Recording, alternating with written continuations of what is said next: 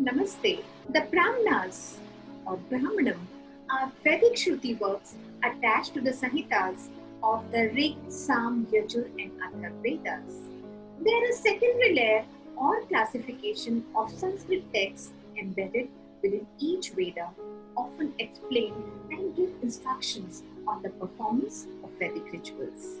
In addition to explaining the symbolism and meaning of the Samhitas, Brahmana literature also expounds scientific knowledge of the Vedic period, including observational astronomy and particularly in relation to altar construction, geometry basically. Divergent in nature, some Brahmanas also contain mystical and philosophical material that constitutes Aranyaks and Upanishads. Each Veda has one or more of its own Brahmanas, and each Brahman is generally associated with a particular Shakha or Vedic school. Dating of the final codification of the Brahmanas and associated Vedic texts is controversial, as they were likely recorded after several centuries of oral transmission. The oldest Brahman is dated to about 900 BCE, while the youngest are dated to around 700 BCE. Etymologically, the word Brahman or Brahmanam is derived from Brahman, which signifies the Brahma priest who must know all Vedas and understand the whole course and meaning of the sacrifice. The dictum of such a Brahma priest who possessed a great authority was called Brahman. It is said that King Bukka requested his preceptor and minister Madhavacharya to write a commentary on the Vedas so that even common people would be able to understand the meaning of the Vedic mantras. Madhavacharya told him that his younger brother Sayan was a learned person and hence he should be entrusted with this task. The 14th century Sanskrit scholar Sayan composed numerous commentaries on Vedic literature, including the Samhitas, Brahmanas, Aranyaks, and Upnishads. Sayan has said in the introduction of his commentary on the Rig Veda, which in tradition is not a hymn or a mantra, is a Brahmana, and which is not a Brahman is a mantra. Brahmans are most important among several other texts which are composed in ancient times to explain the difficult meaning and secret knowledge of the Vedic Samhitas. The main subject of the Brahmanas is injunction, that is vidhi, all other topics being subservient to it. Originally, there were numerous Brahmanas as quoted in the Sanskrit texts, of which only a few have survived to us. For each Samhita, there are corresponding Brahmans. Principal Brahmans of all Vedas can be studied as: with Rig Veda, we find Aitarya Brahman, Kaushtiki or Sankhyayan Brahman. Yajurveda, which is divided into two parts, with Shukla Yajurveda, Shatpat Brahman is associated, and with Krishna Yajurveda, Taitarya Brahman is associated. With Samveda, we find Tandya Mahabrahman or Panchvish Brahman, Shadvansh Brahman, and Jaiminya Brahman. And with Atharva Ved, we find Gopat Brahman. If you want to know more about the Vedas, kindly check the entire playlist, The Vedic Literature, in which I have made various videos on each Veda, Upnishad, Aranyak, and all other associated aspects. The Aranyaks constitutes the philosophy behind ritual sacrifice of the ancient sacred texts, the Vedas. They represent the third layer of the Vedic texts, which are the Samhitas, Brahmanas, Aranyaks, and the Upanishads. The early part of Vedas are called Samhitas, and the ritualistic commentary on the mantras and rituals are called the Brahmanas, which together are identified as Karma Kand, ritualistic action or sacrifice section, while Aranyaks and Upanishads are referred to as the Jnana Kand, meaning knowledge or spirituality section. The term Aranyak is derived from the word Aranya, meaning forest. The Aranyak texts are so called because they were works to be read in the forest.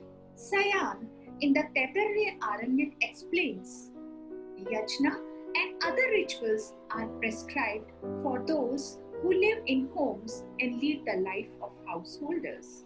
But it has to be understood that Vedic rituals are intended to confer not only material benefits but also mental purity by constant discipline. Having obtained purity, one must seek the solitude of forests for further concentration and meditation. The Brahmanas, advocating the actual observances of the sacrifices, are meant for grihas, and the Aranyaks, containing explanations of the rituals and allegorical speculations thereon, are meant for vanaprasthas who renounce family life and reside in the forest for tap and other religious activities. These works form the basis of the rahasya or secrets discussed in the Upanishads. Therefore, another name of the Aranyaks, as mentioned in the Gopat Brahaman and Manusmriti, was rahasya as well. Aranyaks are generally the concluding portions of the several Brahmans. They are partly included in the Brahmans themselves, but partly they are recognized as independent works. Aranyak literature is rather small as compared to the Brahmanas. The major contents of the Aranyaks are theosophy, that is Brahma Vidya, meditation, that is Upasana, and knowledge of breath, that is Prana Vidya. They describe the secret meaning of the sacrifice and the concept of Brahma as well. No nation, no country, no culture in this age of science has been able to produce such great truths related to the knowledge of the self and the Almighty as are mentioned in this Aranyakas. Aranyaks are generally regarded as a link between the Brahmanas and the Upanishads. Aranyaks play the role of the middle path and help to bridge the gulf between the Karma Kand and the Jnana Kand. In the Aranyaks, we find certain important geographical, historical, social and cultural points also which makes their study more significant. Various Aranyaks associated with Vedas are, we find Aitharya Aranyak, Kaushtiki or Samkhya Aranyak associated with Rig Veda. Yajurveda is divided into two parts, with Krishna Yajurveda, Taittiriya Aranyak and Maitrayani Aranyak are associated, and with Shukla Yajurveda, Brihad Aranyak is associated.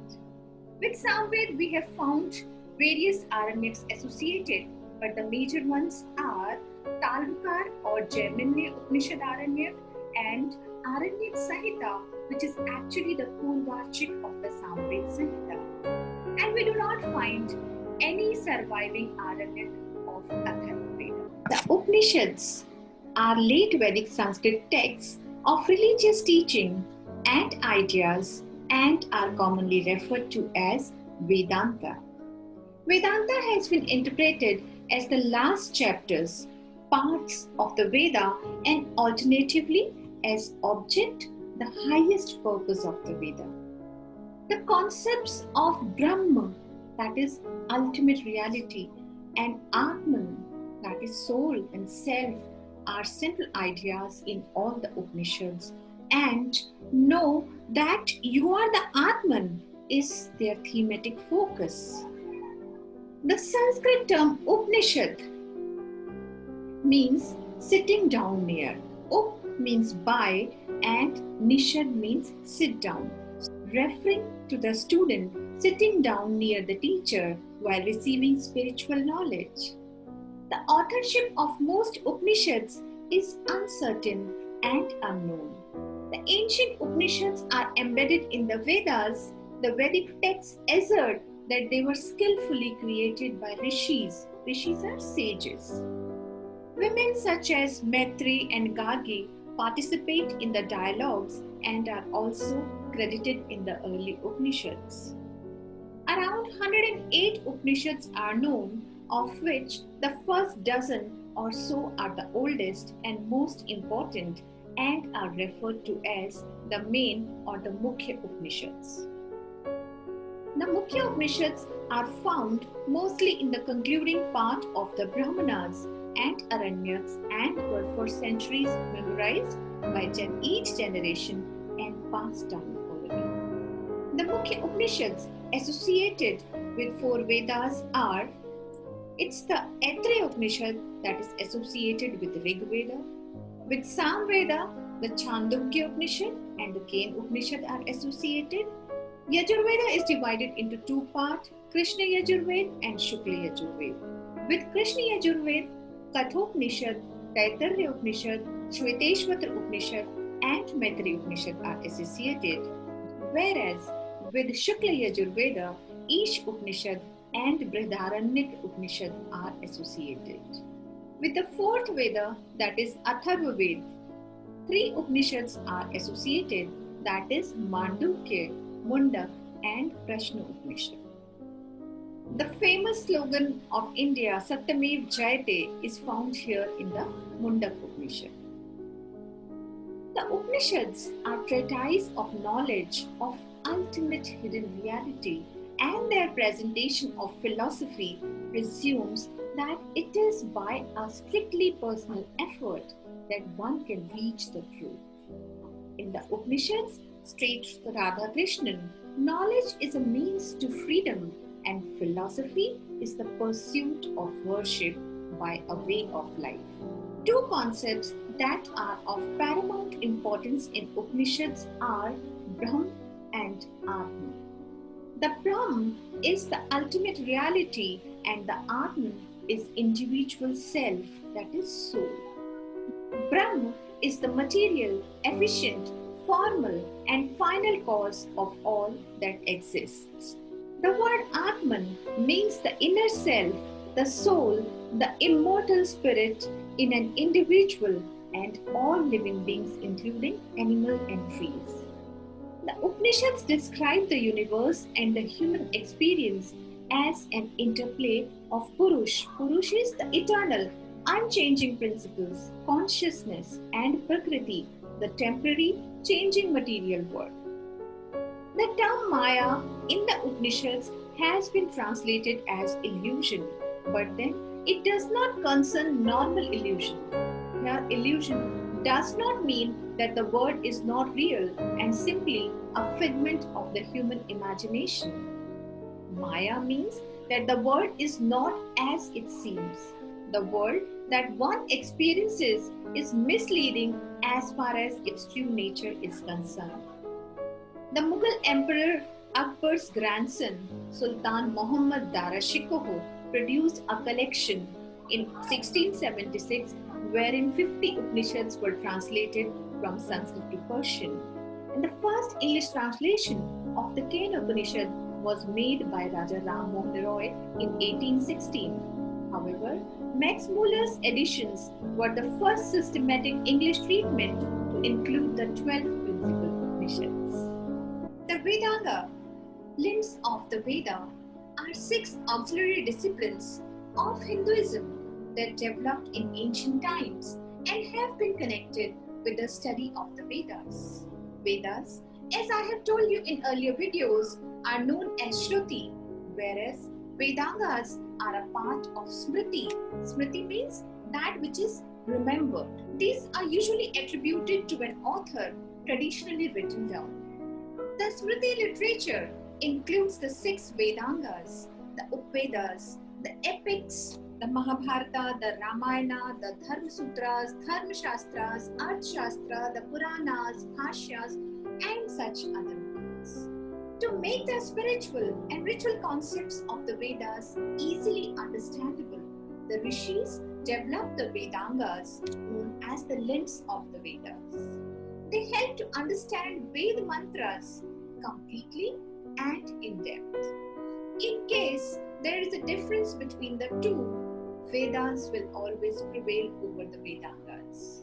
Mundak Upanishad mentions 6 Vedangas as follows: Shiksha or phonetics or pronunciation, Kalp or ritual, Vyakaran or grammar, Nirukt or etymology, Chandas or meter, Jyotish or astronomy. Additionally, the idea of Vedang is that Vyakaran is the mouth of Vedas, Jyotish is eye, Nirukt is ear, Chand is leg, Shiksha is nose, and Kalp is hands. They are the Angas. Angas means body parts of Vedas, and hence they are known as Vedangas. First among these is Shiksha. Shiksha lays down the rules of phonetics, pronunciation, sound, duration of utterance of each syllable, euphony. The goal is to achieve correct pronunciation and articulation through Akshara Shuddhi, that is syllable purity, Swara Shuddhi, that is tonal or pitch purity, Matra Shuddhi, durational purity, Balam, that is force of articulation, Samam, that is evenness, and Sadhan, that is continuity. It intends to train the students in the art and science of articulation of words and syllables so that they can chant the Vedic hymns perfectly. The oldest phonetic textbooks are the Pratishakyas, describing pronunciation, intonation, as well as the rules of Sandhi. Sandhi means word combination. Phonetics is most important in the case of the Vedic language because we see that change in sounds leads to change in results and effect. The vibrations generated by sounds are considered to possess immense power of Hindu mysticism known as Akshar Brahma. Sound is the supreme spirit. Next is Kalp. Kalp means ritual instruction. Kalp is called the arms of the Veda Purush. Kalp deals with the practical, ceremonial, sacrificial and ritual aspect of the Vedas. Technically, it is the applied science of the Vedas. The method and the manner in which the sacrificial ceremonies and daily household rituals have to be performed are established in a compendium of sutras or aphorisms known as Kalp Sutras. Kalp literally means sacred rule or law or ordinance, and sutra means a thread. Sutras are threads of knowledge or short statements used as memorial rules. In the absence of written language, the sutras acted as mental hooks and helped the students remember the intricacies of performing Vedic sacrifices and observing the daily rituals. Kalp Sutras are usually divided into the Shraut Sutras, which are based on the Shruti, and Smrit Sutras, or rules based on the Smriti tradition. Shraut Sutras prescribe rules for the performance of different types of sacrifices and rituals, the amount of fees to be paid to the priest, and the type of penances to be practiced in case of violation.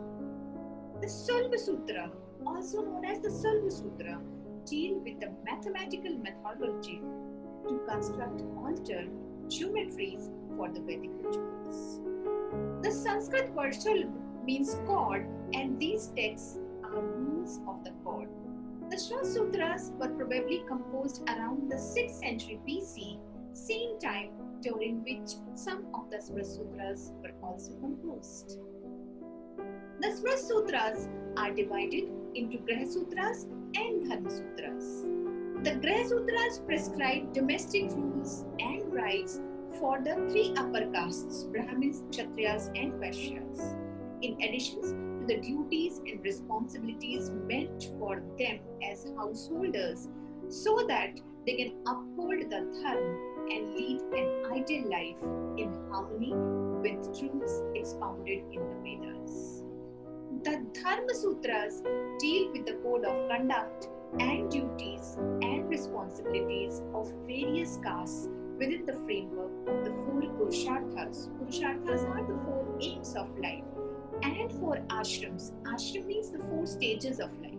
They also suggest the norms for appropriate social and religious behavior for both men and women, norms of marriage, study and sexual union, and punishments in case of violation. Next is Vyakaran. Vyakaran means grammar and linguistic analysis. Vyakaran or grammar is necessary for understanding of the Veda. It is called the mouth of the Veda Purush. It deals with Sanskrit grammar or the analysis and composition of words, word formation, root words, and complex sentence structures. Thus, Vyakaran provides useful insights into the usage of words and sentences, leading to the mastery of the language. The old Vedanta texts on Vyakarana are entirely lost today. In the Aranyaks, we find some technical terms of grammar. The only representative of this Veda is the Ashtadhyay of Panini, which belongs to a later period, probably between the 5th and 6th century BC. The Ashtadhyay contains about 4,000 sutras. Next is Nirukt. Nirukt means etymology and is known as the ear of the Veda Purush.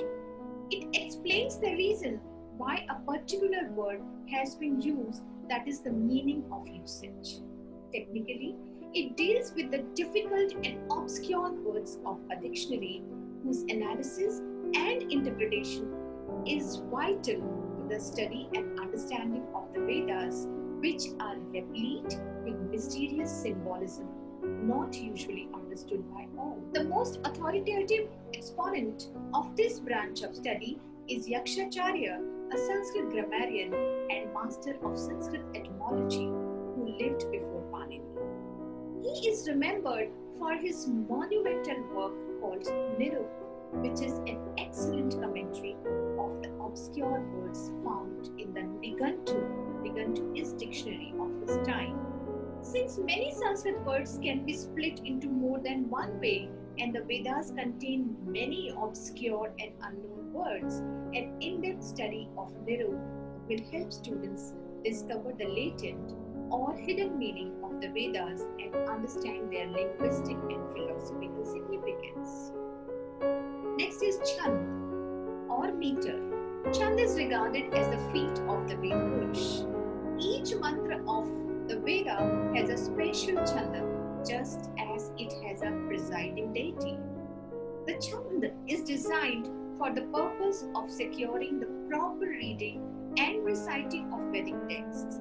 Depending upon the number of syllables used, a pad may be of the length of 8, 11 or 12 syllables known as Gayatri, Trishtu and Jagati respective. There are other metrical schemes and further variations in the classification of the meter depending upon different criteria. The discussion of which I have done in detail in my other video, the Gayatri Mantra, where I have described in detail all the meters used at that time and how the syllables and the pad were counted and why Gayatri Mantra became Gayatri Mantra, because the meter used for the Gayatri Mantra is Gayatri Chand. So if you want to know in detail about the Chandas, please refer to the other video, the Gayatri Mantra. The knowledge of the Chand proved useful in the composition of the Smriti literature. It also played an important role in the emergence of classical Indian music and Sanskrit poetry, besides providing a framework of reference for compositions in other languages. Chanda Shastra of Pingalam is considered to be the oldest text available on the subject. It was probably composed between 6th and 5th century BC. In Sanskrit, the metrical unit is known as Pada. Chandas help us to ensure the form of the mantra. No alteration to this can be attempted, since it would disturb the spiritual significance of the mantra itself. Next is Jyotish. Jyotish is called the eye of the Veda Purush. Jyotish deals with the astronomical and astrological aspects of fixing auspicious date and time to perform various Vedic rites and rituals. There are two versions, the Arch Jyotish and the Yajas Jyotish. One belongs to the Rig Veda and other to Yajur Veda. According to tradition, sage Bhrigu is said to be the first person who perfected the knowledge of Jyotish and built a record of the natal charts of every human being who was to be born on the earth. The object of Jyotish Vedanga is not to teach astronomy, but to convey such knowledge of the heavenly bodies as is necessary for fixing the days and hours of the Vedic sacrifices. It gives some rules for calculating and fixing time for sacrifices. It is unfortunate that there is no work available at present dealing with ancient Vedic astronomy in the Sutra style. Only we have a small textbook called Jyotish Vedanga of Vedic astronomy in verses into recensions, and generally Maharshi Lakad is regarded author to this Vedanta Jyotish. Later, we find many Sanskrit treatises on astronomy and mathematical calculations. Bhaskaracharya, Varahamihir and Aryabhat are known ancient scholars conversant with these scientific subjects. The Aranyak Upnishad mentions Vedangas as an integral part of the Brahman's layer of the Vedic text. It is unclear when the list of 6 Vedangas were first conceptualized. The Vedangas likely developed towards the end of the Vedic period, around or after the middle of the first millennium BCE, an early text of the genere in the Nigantu by Yakshacharya, dated to roughly the 5th century BC. Definitely, the Vedangas provide vitality to the Vedas just as the limbs of the human body. If you want to know more about the Vedas, please refer to the entire playlist, The Vedic Literature. Thank you.